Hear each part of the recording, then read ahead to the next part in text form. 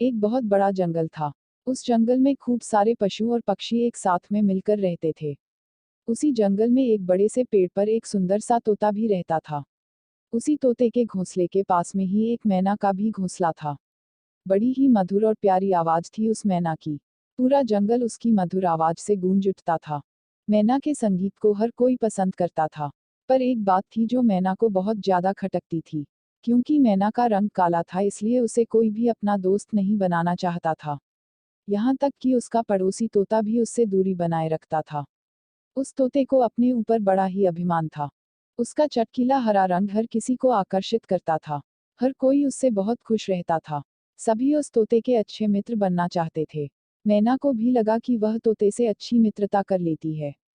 जैसे ही मैना तोते से मित्रता करने पहुंची, उस तोते ने मित्रता करने से इनकार कर दिया। इस बात पर वह मैना बहुत ज्यादा दुखी हो गई। मैना ने अपने काले रंग को कोसना चाहा, लेकिन उसने अपने आप को ऐसा करने से रोक लिया। उसने इस बात को अपना भाग्य मानकर स्वीकार कर लिया। फिर एक दिन एक शिकारी जंगल में आया। पता नहीं वह किस जानवर को गोली मारने के इरादे में था।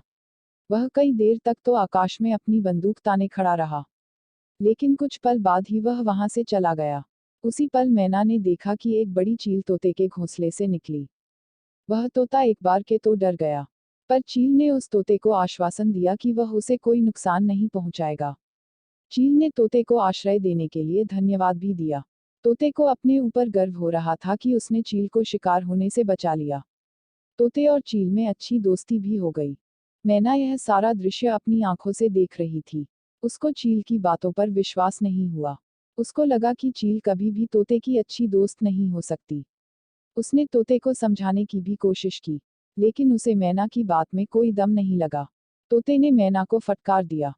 फिर एक दिन जब तोता खाने की तलाश में कहीं गया हुआ था कि तभी चील उस तोते के घोंसले में आकर बैठ गया।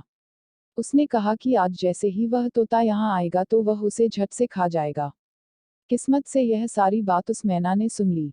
अब उसे पता था कि उसे क्या करना है। फिर थोड़ी देर बाद में जब तोता अपने घर लौटा तो उसने देखा कि चील उसके घोंसले में बैठी थी। क्योंकि तोता अपने साथ खाना लाया था, इसलिए उसने चील से साथ खाने का आग्रह किया।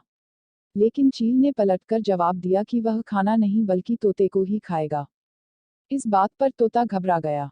वह वहां से फुर्ती से उड़ा। पीछे से चील भी उसका पीछा करने लगी। अचानक जंगल में बंदूक चलने की आवाज आने लगी। बंदूक की आवाज सुनकर वह चील तुरंत ही वहां से डरकर भाग गई। अब तोते ने चैन की सांस ली।